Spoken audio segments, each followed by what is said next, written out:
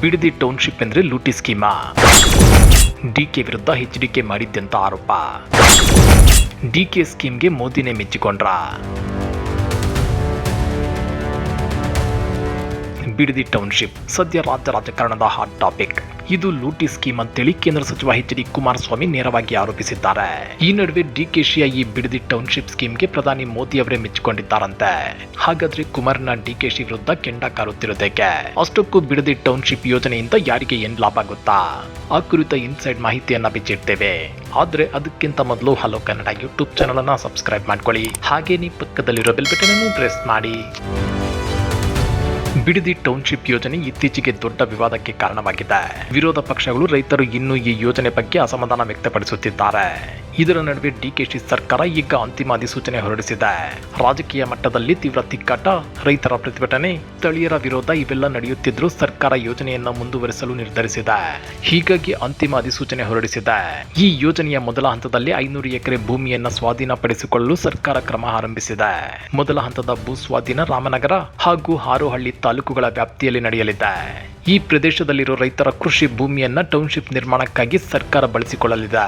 ಬಿಡದಿ ಟೌನ್ಶಿಪ್ಗಾಗಿ ಭೂ ಸ್ವಾಧೀನಕ್ಕೆ ಪರಿಹಾರವಾಗಿ ಪ್ರತಿ ಎಕರೆ ಭೂಮಿಗೆ ಕನಿಷ್ಠ 2.07 ಕೋಟಿ ರೂಪಾಯಿಯಿಂದ 2.5 ಕೋಟಿ ರೂಪಾಯಿವರೆಗೆ ನೀಡುವಂತೆ ಪ್ರಸ್ತಾಪಿಸಲಾಗಿದೆ. ಮತ್ತೊಂದು ಆಯ್ಕೆಯಾಗಿ 50% ಅಭಿವೃದ್ಧಿಪಡಿಸಿದ ಭೂಮಿಯನ್ನ ರೈತರಿಗೆ ಹಿಂದಿರುಗಿಸಿ ನೀಡುವ ವ್ಯವಸ್ಥೆಯನ್ನು ಸರ್ಕಾರ ಸೂಚಿಸಿದೆ. ಅಂದ್ರೆ ರೈತರು ಹಣ ಅಥವಾ ಅಭಿವೃದ್ಧಿಪಡಿಸಿದ ಭೂಮಿ ಈ ಎರಡರಲ್ಲಿ ಒಂದನ್ನು ಆಯ್ಕೆ ಮಾಡಿಕೊಳ್ಳಬಹುದಾದ ಸಾಧ್ಯತೆ ಇದೆ. ಬಿಡದಿ ಟೌನ್ಶಿಪ್ ಯೋಜನೆಯ ಹಿನ್ನೆಲೆ ನೋಡಿದ್ರೆ ರೈತರ ವಿರೋಧವೇ ಮುಖ್ಯ ಅಂಶವಾಗಿ ಕಾಣುತ್ತದೆ. ತಮ್ಮ ಕೃಷಿ ಭೂಮಿಯನ್ನ ಕಳೆದುಕೊಳ್ಳಬಾರದು, ಜೀವನೋಪಾಯ ಹಾನಿಯಾಗಬಾರದು ಅನ್ನೋ ಕಾರಣಕ್ಕೆ ರೈತರು ಹಲವು ಬಾರಿ ಪ್ರತಿಭಟನೆ ನಡೆಸಿದ್ದಾರೆ. ಈ ಪರಿಸ್ಥಿತಿಯಲ್ಲಿಯೇ ನಗರಾಭಿವೃದ್ಧಿ ಇಲಾಖೆ ಅಂತಿಮ ಅಧಿಸೂಚನೆ ಹೊರಡಿಸಿರುವುದು ಗಮನಾರ್ಹ. ಈ ಯೋಜನಾ ವ್ಯಾಪ್ತಿಯ 9 ಕಂದಾಯ ಗ್ರಾಮಗಳ ಪೈಕಿ ಪ್ರಾರಂಭಿಕವಾಗಿ 3 ಗ್ರಾಮಗಳ 519 ಎಕರೆ ಭೂ ಸ್ವಾಧೀನಕ್ಕೆ ನಗರಾಭಿವೃದ್ಧಿ ಇಲಾಖೆ ನಿರ್ಧರಿಸಿದೆ. ಮೊದಲ ಹಂತದ ಭೂ ಸ್ವಾಧೀನ ರಾಮನಗರ ಹಾಗೂ ಹಾರೋಹಳ್ಳಿ ತಾಲೂಕು ವ್ಯಾಪ್ತಿಯಲ್ಲಿ ನಡೆಯಲಿದ್ದು ಪ್ರತಿ ಎಕರೆಗೆ 2.07 ಕೋಟಿಯಿಂದ 2.50 ಕೋಟಿ ರೂಪಾಯಿಗಳವರೆಗೂ ದರ ನಿಗದಿ ಮಾಡಲಾಗಿದೆ. ಅಥವಾ 50% ಅಭಿವೃದ್ಧಿಪಡಿಸಿರುವ ಭೂಮಿ ನೀಡಲು ಆದೇಶಿಸಲಾಗಿದೆ. ಕೆಂಪಯ್ಯನಪಾಳ್ಯದ 384 ಎಕರೆ 22 ಗುಂಟೆ, ಮಂಡಲಹಳ್ಳಿಯ 71 ಎಕರೆ 13 ಗುಂಟೆ ಹಾಗೂ ವಡೇರಹಳ್ಳಿಯ 63 ಎಕರೆ 10 ಗುಂಟೆ ಭೂ ಸ್ವಾಧೀನಕ್ಕೆ ಅಧಿಸೂಚನೆಯಲ್ಲಿ ಪ್ರಕಟಿಸಿದೆ. ಸರ್ಕಾರವು ಒಟ್ಟು 754 ರೈತರ ಭೂಮಿಯನ್ನ ಸ್ವಾಧೀನಪಡಿಸಿಕೊಳ್ಳಲು ನಿರ್ಧರಿಸಿದೆ. ಈ ರೈತರಿಗೆ ತಮ್ಮ ಭೂಮಿಗೆ ಸಂಬಂಧಿಸಿದ ಎಲ್ಲ ಸೂಕ್ತ ದಾಖಲೆಗಳನ್ನು ಸಲ್ಲಿಸಿ ನಿರ್ದಿಷ್ಟ ಸಮಯದಲ್ಲಿ ಪರಿಹಾರವನ್ನು ಪಡೆಯಲು ಸೂಚಿಸಲಾಗಿದೆ. ರೈತರಿಗೆ 60-40 ಮಾದರಿಯಲ್ಲಿ ಪರಿಹಾರ ನೀಡಲಾಗುವುದು. ಒಂದು ಭಾಗಕ್ಕೆ ನಗದು ಪರಿಹಾರ ಮತ್ತು ಉಳಿದ ಭಾಗಕ್ಕೆ ಅಭಿವೃದ್ಧಿಪಡಿಸಿದ ವಸತಿ ಅಥವಾ ವಾಣಿಜ್ಯ ಜಾಗ ಹಂಚಿಕೆ. ಜೊತೆಗೆ ನಿರ್ಮಾಣ ಅವಧಿಯಲ್ಲಿ ಪ್ರತಿ ಎಕರೆಗೂ 30,000ದಿಂದ 50,000 ವಾರ್ಷಿಕ ಆನ್ಯುಟಿ ನೀಡುವ ಭರವಸೆ ಕೊಡಲಾಗಿದೆ. ಈ ಯೋಜನೆಗೆ ಸಂಬಂಧಪಟ್ಟಂತೆ ಕೇಂದ್ರ ಸಚಿವ ಎಚ್.ಡಿ. ಕುಮಾರಸ್ವಾಮಿ ಈಗಾಗಲೇ ವಿರೋಧ ವ್ಯಕ್ತಪಡಿಸಿದ್ದಾರೆ. ರೈತರ ಫಲವತ್ತಾದ ಕೃಷಿ ಭೂಮಿ ನಾಶ ಮಾಡಿ ಕೈಗಾರಿಕಾ ನಗರ ನಿರ್ಮಿಸುವುದು ರೈತರ ಜೀವನೋಪಾಯಕ್ಕೆ ದೊಡ್ಡ ಹೊಡೆತ. ರೈತರ ಹಕ್ಕುಗಳನ್ನು ಕಸಿದುಕೊಳ್ಳುವ ರೀತಿಯಲ್ಲಿ ಭೂಮಿ ಸ್ವಾಧೀನ ಮಾಡುವುದು ಸರಿಯಲ್ಲ.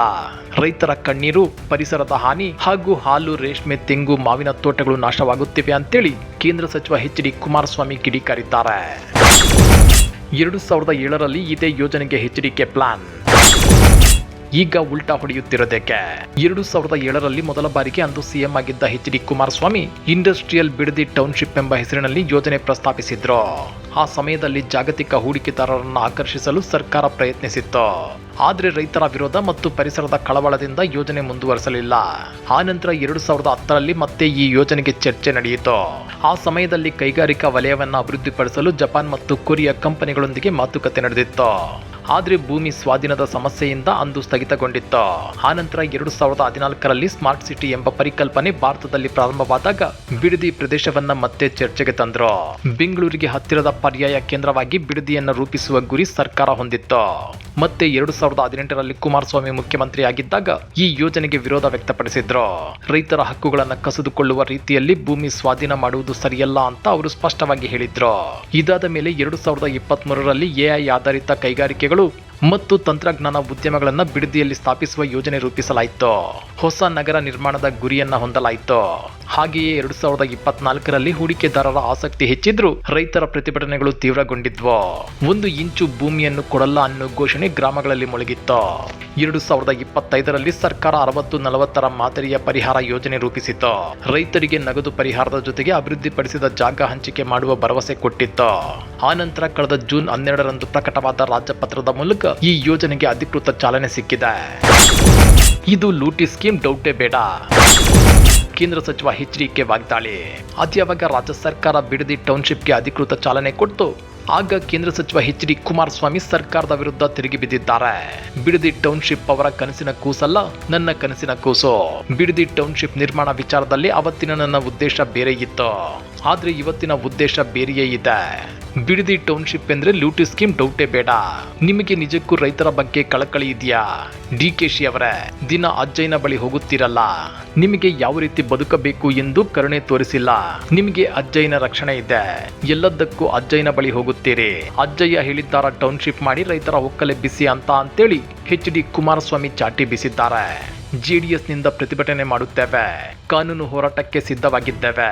ಇಲ್ಲಿ ರೈತ ಮುಖಂಡರನ್ನ ಬಂಧಿಸುವ ಕೆಲಸವಾಗ್ತಿದೆ. ಅಗತ್ಯವಿದ್ರೆ ನಾನೇ ಹೋರಾಟಕ್ಕೆ ಹೋಗುವೆ.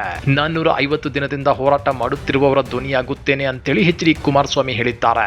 ಇಂಟ್ರೆಸ್ಟಿಂಗ್ ಸಂಗತಿ ಏನಂದ್ರೆ, ಈ ಬಗ್ಗೆ ರಿಯಾಕ್ಟ್ ಮಾಡಿರೋ ಸಿಎಂ ಡಿ.ಕೆ. ಶಿವಕುಮಾರ್ ಮಹಾನಗರ ಬೆಂಗಳೂರು ಮೇಲಿನ ಒತ್ತಡವನ್ನ ಕಡಿಮೆ ಮಾಡಲು ಉಪನಗರಗಳ ನಿರ್ಮಾಣದ ತಮ್ಮ ಪರಿಕಲ್ಪನೆಯನ್ನ ಸ್ವತಃ ಪ್ರಧಾನಮಂತ್ರಿ ನರೇಂದ್ರ ಮೋದಿ ಶ್ಲಾಘಿಸಿದ್ದಾರೆ ಅಂತೇಳಿ ಸಮರ್ಥಿಸಿಕೊಂಡಿದ್ದಾರೆ. ಎಚ್.ಡಿ. ಕುಮಾರಸ್ವಾಮಿ ಮಾರ್ಗದರ್ಶನದ ನಾವು ಈ ಯೋಜನೆ ಮುಂದುವರಿಸುತ್ತಿದ್ದೇವೆ ಅಂತಾನು ಹೇಳಿದ್ದಾರೆ. ಈ ಹಿಂದೆ ಕುಮಾರಸ್ವಾಮಿ ಆರಂಭಿಸಿದ್ದ ಟೌನ್ಶಿಪ್ಗಳನ್ನು ನಾವು ಈಗ ಜಾರಿಗೆ ತರುತ್ತಿದ್ದೇವೆ.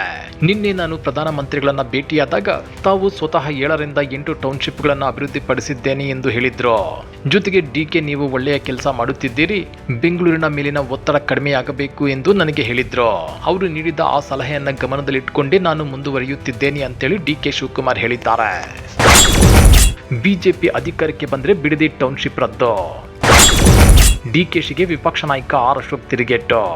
ಬಿಡದಿ ಟೌನ್ಶಿಪ್ ವಿಚಾರವಾಗಿ ರಿಯಾಕ್ಟ್ ಮಾಡಿರೋ ವಿಪಕ್ಷ ನಾಯಕ ಆರ್ ಅಶೋಕ್, ಮುಂದೆ ಬಿಜೆಪಿ ಸರ್ಕಾರ ಅಧಿಕಾರಕ್ಕೆ ಬಂದ ತಕ್ಷಣವೇ ಇಡೀ ಭೂಸ್ವಾಧೀನ ಪ್ರಕ್ರಿಯೆಯನ್ನು ರದ್ದುಪಡಿಸಲಾಗುವುದು ಅಂತ ಹೇಳಿದ್ದಾರೆ. ಈ ಬಗ್ಗೆ ಟ್ವೀಟ್ ಕೂಡ ಮಾಡಿರೋ ಅವರು, ಭೂಸ್ವಾಧೀನ ವಿರೋಧಿಸಿ ಅನ್ನದಾತರು ಸುಮಾರು 450 ದಿನಗಳಿಂದ ಹೋರಾಟ ನಡೆಸುತ್ತಿದ್ರು. ಅದನ್ನ ಲೆಕ್ಕಿಸದೆ ಟೌನ್ಶಿಪ್ಗಾಗಿ ಫಲವತ್ತಾದ ಕೃಷಿ ಭೂಮಿಯನ್ನ ಕಬಳಿಸಲು ಅಂತಿಮ ಅಧಿಸೂಚನೆ ಹೊರಡಿಸಲಾಗಿದೆ. ಇದು ಕಾಂಗ್ರೆಸ್ ಸರ್ಕಾರದ ನಿಜವಾದ ಮುಖವನ್ನ ಬಯಲು ಮಾಡಿದೆ. ಮುಖ್ಯಮಂತ್ರಿಗಳೇ, ರಾಜ್ಯದ ರೈತರನ್ನ ನೀವು ದುರ್ಬಲರೆಂದು ಭಾವಿಸಿದ್ರೆ ಅದು ದೊಡ್ಡ ತಪ್ಪು. ಇನ್ನೊಂದೂವರೆ ವರ್ಷದಲ್ಲಿ ನಿಮ್ಮ ಜನವಿರೋಧಿ ಸರ್ಕಾರ ಇತಿಹಾಸದ ಪುಟ ಸೇರಲಿದೆ ಅಂತೇಳಿ ಆರ್ ಅಶೋಕ್ ಟ್ವೀಟ್ ನಲ್ಲಿ ಉಲ್ಲೇಖಿಸಿದ್ದಾರೆ. ರೈತರ ಜಮೀನಿನ ಮೇಲೆ ಬುಲ್ಡೋಜರ್ ಉರುಳಿಸಿ ರಿಯಲ್ ಎಸ್ಟೇಟ್ ಸಾಮ್ರಾಜ್ಯ ಕಟ್ಟಲು ಹೊರಟಿರುವ ಕಮಿಷನ್ ಮುಖ್ಯಮಂತ್ರಿ ಡಿ.ಕೆ. ಶಿವಕುಮಾರ್ ಅವರೇ. ಅನ್ನದಾತರ ಆಕ್ರೋಶದ ಜ್ವಾಲೆಯಲ್ಲಿ ಕಾಂಗ್ರೆಸ್ ಸರ್ಕಾರ ಭಸ್ಮವಾಗುತ್ತೆ ಅಂತಾನು ಎಚ್ಚರಿಸಿದ್ದಾರೆ. ಅಷ್ಟೇ ಅಲ್ಲ, ಅನ್ನದಾತರ ಹೊಟ್ಟೆಗೆ ಹೊಡೆದು ಕಟ್ಟುವ ಯಾವುದೇ ಟೌನ್ಶಿಪ್ ಅಭಿವೃದ್ಧಿಯಲ್ಲ, ಅದು ರೈತರ ಭವಿಷ್ಯದ ಸಮಾಧಿ. ಸರ್ಕಾರ ಕೂಡಲೇ ಈ ಭೂಸ್ವಾಧೀನ ಪ್ರಕ್ರಿಯೆಯನ್ನ ಹಿಂಪಡೆಯಬೇಕು, ಇಲ್ಲವಾದ್ರೆ ರೈತರ ಆಕ್ರೋಶದ ಜ್ವಾಲೆಯಲ್ಲಿ ಸರ್ಕಾರ ಭಸ್ಮವಾಗುತ್ತೆ ಅಂತ ಹೇಳಿದ್ದಾರೆ. ಬೆಂಗಳೂರಿನ ಕಸದ ಟೆಂಡರ್ನಲ್ಲೂ ಸಾವಿರಾರು ಕೋಟಿ ರೂಪಾಯಿ ಕಮಿಷನ್ ಹೊಡೆದಿರುವ ಈ ಲಜ್ಜೆಗೆಟ್ಟ ಸರ್ಕಾರ ಈಗ ಅನ್ನದಾತರ ಜಮೀನಿನಲ್ಲೂ ರಿಯಲ್ ಎಸ್ಟೇಟ್ ಬಂಗಾರ ಹುಡುಕಲು ಹೊರಟಿದೆ. ರೈತರ ವಿರೋಧದ ನಡುವೆಯೂ ಆತುರಾತುರವಾಗಿ ಭೂಮಿ ಕಬಳಿಸಲು ಹೊರಟಿರುವುದರ ಹಿಂದಿನ ಅಸಹ್ಯ ರಹಸ್ಯವೇನು ಅಂತ ಪ್ರಶ್ನಿಸಿರುವ ಆರ್ ಅಶೋಕ್, ನಿಮ್ಮ ಬಿಲ್ಡರ್ ಮಾಫಿಯಾದ ಜೇಬು ತುಂಬಿಸುವ ರಿಯಲ್ ಎಸ್ಟೇಟ್ ಅಜೆಂಡಾವೇ ಇದಕ್ಕೆ ಕಾರಣ ಅಂತ ಟೀಕಿಸಿದ್ದಾರೆ. ಹಾಗಾದ್ರೆ 2007ರಲ್ಲಿ ಸಿಎಂ ಆಗಿದ್ದ ಎಚ್.ಡಿ. ಕುಮಾರಸ್ವಾಮಿ ಬಿಡದಿ ಟೌನ್ಶಿಪ್ಗೆ ಮುಂದಾಗಿದ್ರು, ಆದ್ರೀಗ ಉಲ್ಟಾ ಹೊಡೆಯುತ್ತಿರೋದಕ್ಕೆ. ಡಿ.ಕೆ.ಶಿ ಈ ಟೌನ್ಶಿಪ್ ಜಾರಿಗೆ ತಂದ್ರೆ ಹಳೆ ಮೈಸೂರು ಭಾಗದಲ್ಲಿ ಒಕ್ಕಲಿಗರ ಏಕಮೇವ ದ್ವಿತೀಯ ನಾಯಕರಾಗಿ ಹೊರಹೊಮ್ಮುತ್ತಾರಾ? ಕುಮಾರಣ್ಣನ ಆತಂಕ, ಡಿ.ಕೆ.ಶಿ ಹಂಬಲದ ಬಗ್ಗೆ ನೀವೇನಂತೀರಾ? ಕಮೆಂಟ್ ಮಾಡಿ, ವಿಡಿಯೋ ಲೈಕ್ ಮಾಡಿ, ಶೇರ್ ಮಾಡಿ. ಇಂಥ ಮತ್ತಷ್ಟು ರೋಚಕ ರಾಜಕೀಯ ಸುದ್ದಿಗಳನ್ನ ಮಿಸ್ ಮಾಡದೆ ನೋಡಬೇಕು ಅಂದ್ರೆ ಹಲೋ ಕನ್ನಡ ಯೂಟ್ಯೂಬ್ ಚಾನಲ್ ಅನ್ನ ಸಬ್ಸ್ಕ್ರೈಬ್ ಮಾಡ್ಕೊಳ್ಳಿ.